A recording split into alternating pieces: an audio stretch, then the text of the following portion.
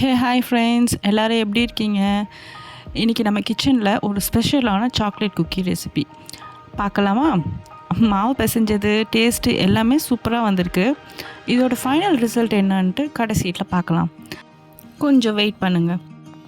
அதுக்குள்ளே நம்ம ஒரு ஸ்டோரி பார்க்கலாமா? ஒரு நார்மலான ஹவுஸ் ஒய்ஃப் தான் வாழ்க்கையை எப்படி மாற்றிக்கிட்டாங்கன்னு நீங்களும் கேட்டு இந்த சமையலையும் பாருங்கள். நம்ம காலையில் எழுந்ததும் ஒரே ரொட்டீன் தான் இல்லையா?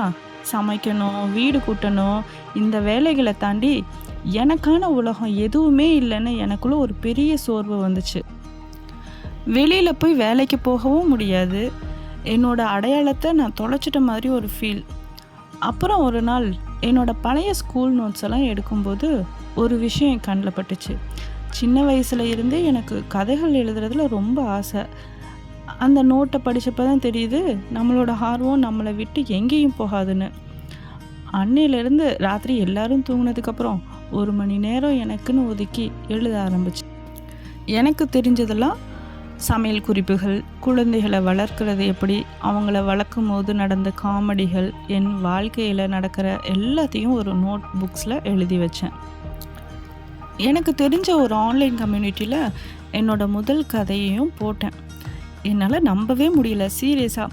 நிறைய பேர் என்னோடய கதையை படிச்சுட்டு எங்களால் ரிலேட் பண்ண முடியுதுன்னு கமெண்ட் பண்ணாங்க. அந்த சப்போர்ட் எனக்கு ஒரு பெரிய மோட்டிவேஷனாக இருந்துச்சு. அப்புறம் நான் எழுதின சில ரெசிபீஸ் ஒரு சின்ன பிடிஎஃப் புக் மாதிரி போட்டு விற்க ஆரம்பித்தேன்.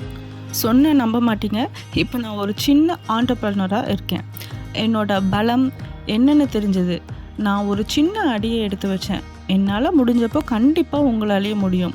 உங்ககிட்ட என்ன திறமை இருக்கோ அதை இந்த உலகத்தில் தைரியமாக காட்டுங்க. பார்த்தீங்களா ஃப்ரெண்ட்ஸ், அந்த பொண்ணு தான் திறமையை நம்பி வாழ்க்கையில் எவ்வளவு தூரம் போயிருக்காங்கன்னு. இந்த ஒரு மோட்டிவேஷனை எதுக்காக இப்போ நான் உங்ககிட்ட சொல்லிகிட்ருக்கேன்னா, இப்போ இந்த குக்கீஸோட ஃபைனல் ரிசல்ட்டை பார்ப்போம். மாவெல்லாம் பர்ஃபெக்டாக வந்துச்சு, டேஸ்ட்டும் சூப்பராக இருந்துச்சு. ஆனால் அவன் இல்லாதனால என்னால் இதை இட்லி பாத்திரத்தில் வச்சு தான் செஞ்சேன். பார்த்தீங்களா, எதிர்பார்த்த மாதிரி சாஃப்டான குக்கீஸ் வரல, ஒரு மாதிரி பிஸ்கெட் மாதிரி கெட்டியாக வந்திருக்கு.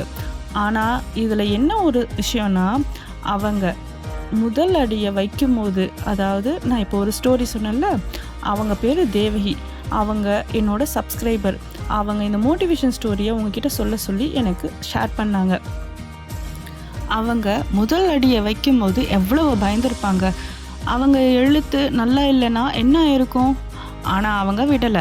அதே மாதிரி தான் என்னோட இந்த குக்கீஸு தோல்வியாகலை. இது எனக்கு ஒரு பாடம்.